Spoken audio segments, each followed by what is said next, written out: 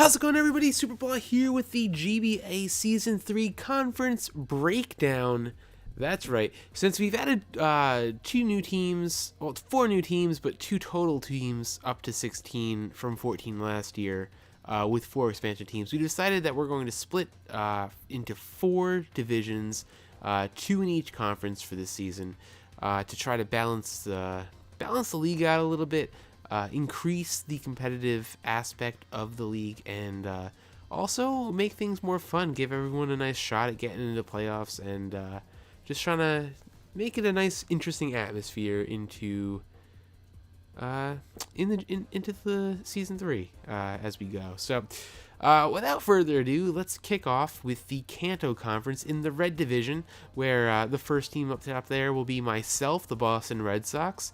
Last year we finished with a championship, which was awesome, but it certainly wasn't easy, and it required some luck. It required some good timing, good luck, and we also came into some nice roster pieces too. So we're gonna look to be competitive again.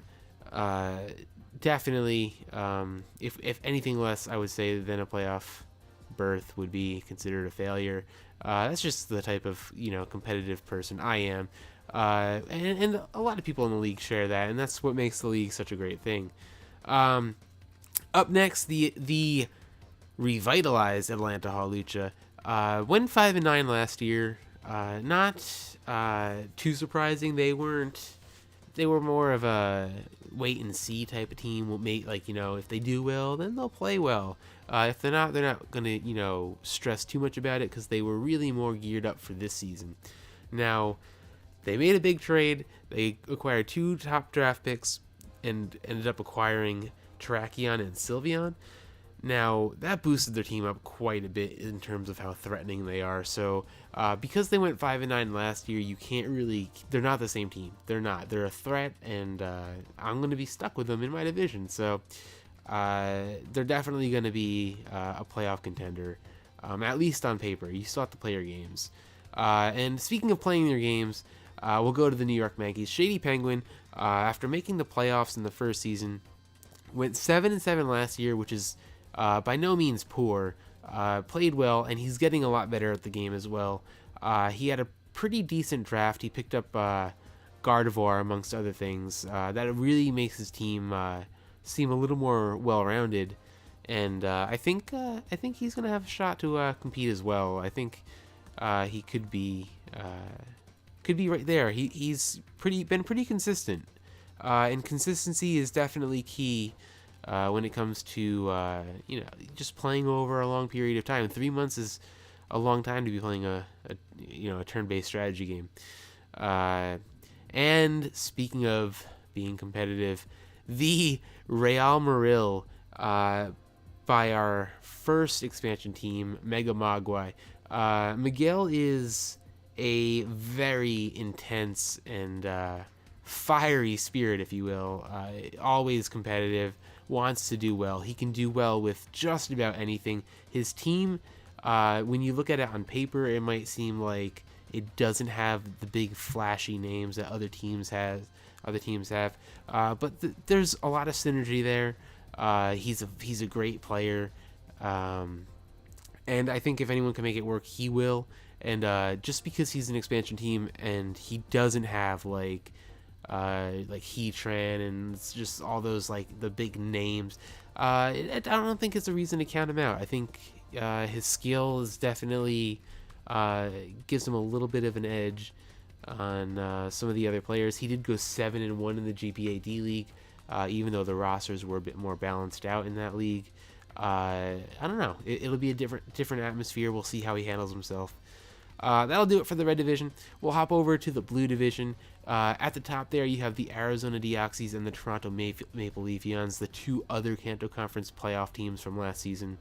The Maple Leaf Eons, they made it to the wild card game and got bumped out on a pretty much 50-50 chance. And the Arizona Deoxys obviously got the first round bye. They were incredibly dominant in their differential, and both those teams went 10-4. And the Deoxys lost in the championship game. Not so much. It was a close game. I think maybe he didn't take enough risks. He's a very safe player. I think if he can try to get himself to go out on more of a ledge and take a shot with some more risky things, his team, he lost some considerable bulk on his team, including just a big swap of trades, resulting in him losing Heatran and stuff, in favor of like Landorus High and other such things, which you'll find out. You can check the rosters on the sheets in the description and stuff. But his team is completely different, so there's going to be, in my opinion, some sort of adjustment period, I would think. Maybe there isn't. He is a good enough player to kind of make up for that. He's certainly going to remain competitive, and just his play style, I think, is perfect for the GBA. And you can expect the Maple Leafeons and Deoxys at the top of that blue division, just to be there all season long. Moving on, Los Angeles Nido Kings, they won the championship in the first season. They still have kind of the opposite roster of the Marill, where they have the big flashy names. They have like Gliscor, and they have Raikou, and just a bunch of other names. But maybe they don't have the synergy they need. They did fall off quite a bit in the last season, and I think Team Synergy definitely had a lot to do with that. He had to dip into some weird, type of unusual roles for his things. I know he ended up using Gyarados as a wall for more than a few games last year, so when you have a premier sweeper like that, you don't, even though it can kind of pull off bulkier sets, you don't want to use one of your premier sweepers for that kind of situation if you don't need to. So maybe we'll look to see if he can try to get more defined roles out of his guys, which if you know what your Pokemon has to do before the game each week, then it makes it a lot easier than trying to do too many things at once. Denver Bronzong, the Roger Rabbit, he's got the mindset for the GBA. He knows the calcs, he knows the spreads, he knows the sets, he knows how to go about certain situations. I think he's going to do really well in this format. His team actually didn't come out that badly. He's got some neat little like ninja type guys that like to sneak around and get in some hits. So Lucario is going to be a big hitter for him. That'll wrap up the Kanto conference, and let's move on over to the Johto conference.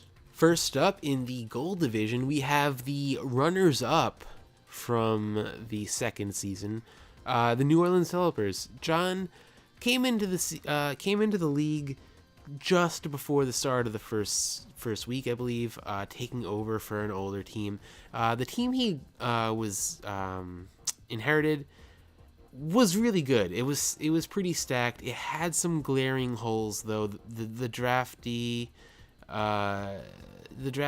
rather were not the best fit going into that year. I think they were more of hype picks or picks that were more spite picks. Whereas I think had John been able to draft his own team, he would have been even better, possibly good enough to just go all the way in that final game as well. So I don't know. It's kind of whether or not you believe, in the predetermined outcome. Would John have made the finals regardless of what, those other three things he could have picked are? Maybe he wouldn't have done even as well. You don't know. But I think what is known is that John is a great player. His team is still really good. He had a fine draft. He's going to be right up there again, and I think he's going to be looking to get back to the finals, and I think anything less than that he's going to be pretty upset with, because he just expects a lot from his team, and deservedly so. Moving on, San Jose Sharpedos. They've been kind of very consistent. They've been very consistent in that after the first few weeks of the first season, obviously Tom was fairly new to competitive battling at the start of the GBA. And similar to Shady Penguin, both of them have gotten better exponentially since starting. I think being forced into a competitive environment such as the GBA kind of just it makes you have to get better. You don't have a choice, and you don't even realize that you're getting better. You go with it, and you just realize you're growing, you're learning, and all of a sudden you adapt into your own type of play style. I think Tom has found kind of his groove, and he knows what his play style is. He made the playoffs last season. I think he'll make the playoffs again this season. Obviously, you have to go through each week, so anything can happen, but I think he'll definitely be in contention. The Sawsbucks are the second of two teams swapping conferences.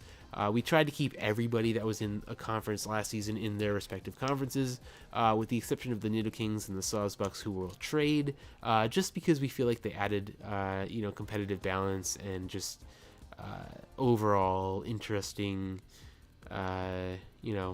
clashes and stuff.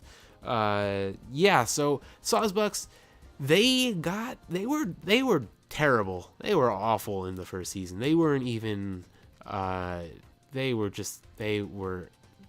no really. The only word to describe how bad they were in the first season is Malamar, and that's not even a real word.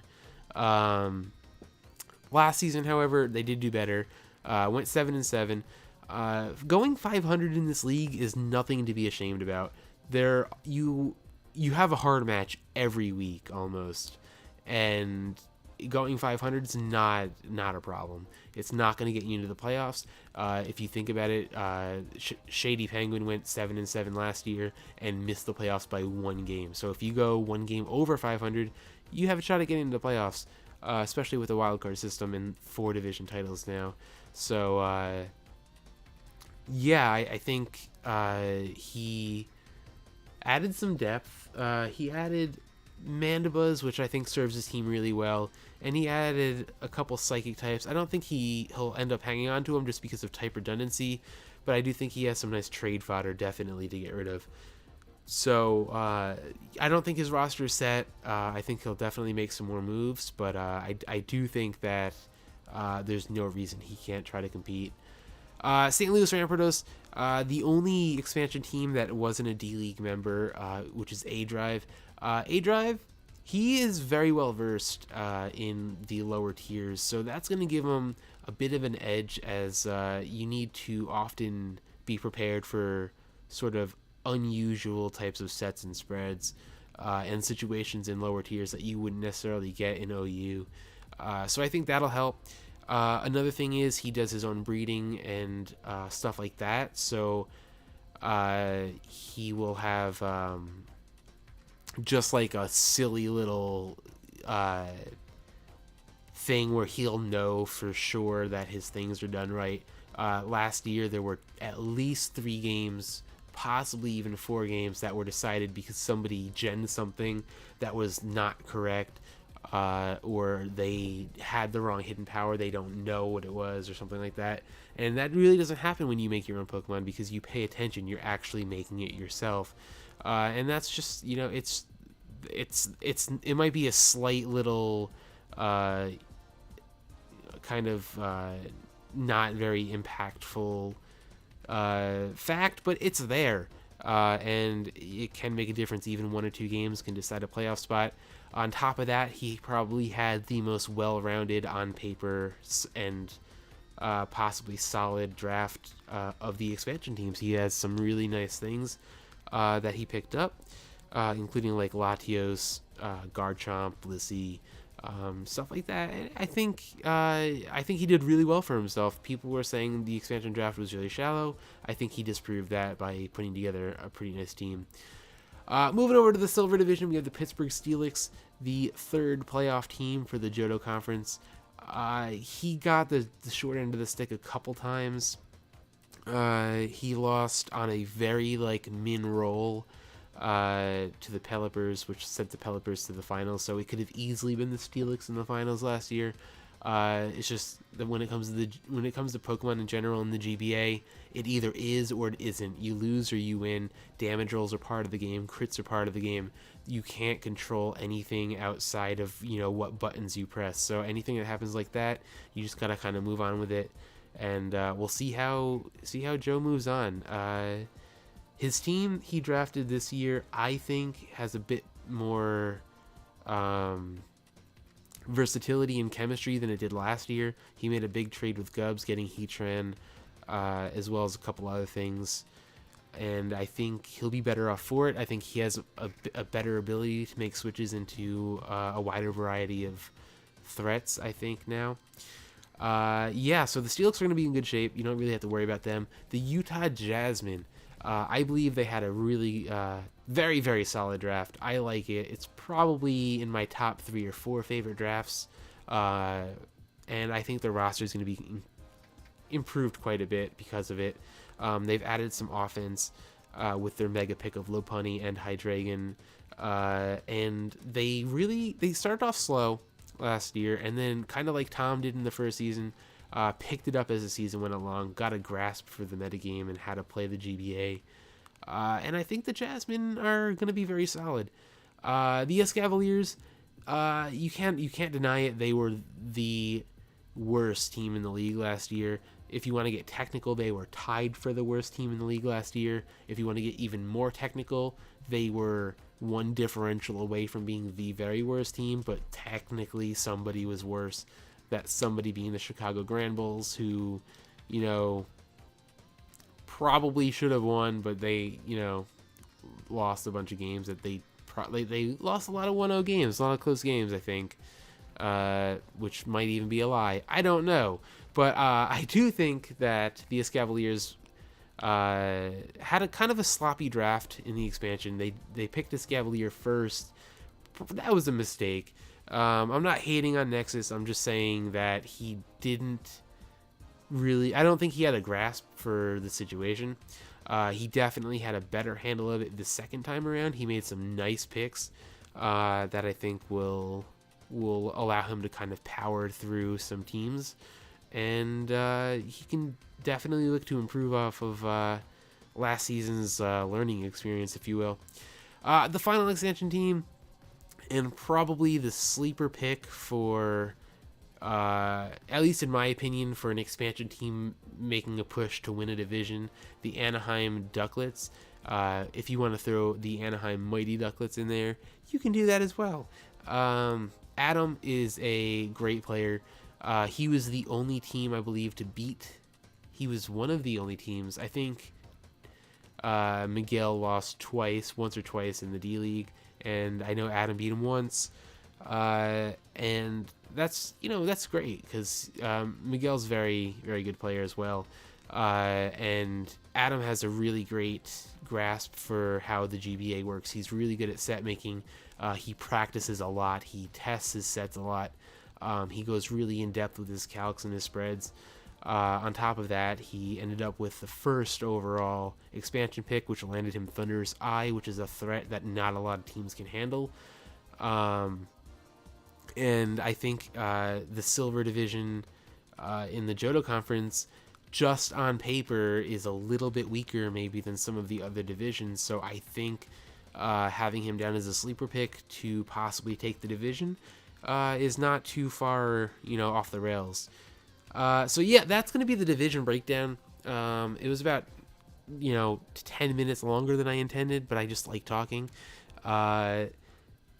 Stay tuned. We're going to have more Meet the Coaches videos going up. I think that's a great way to get familiarized with the league,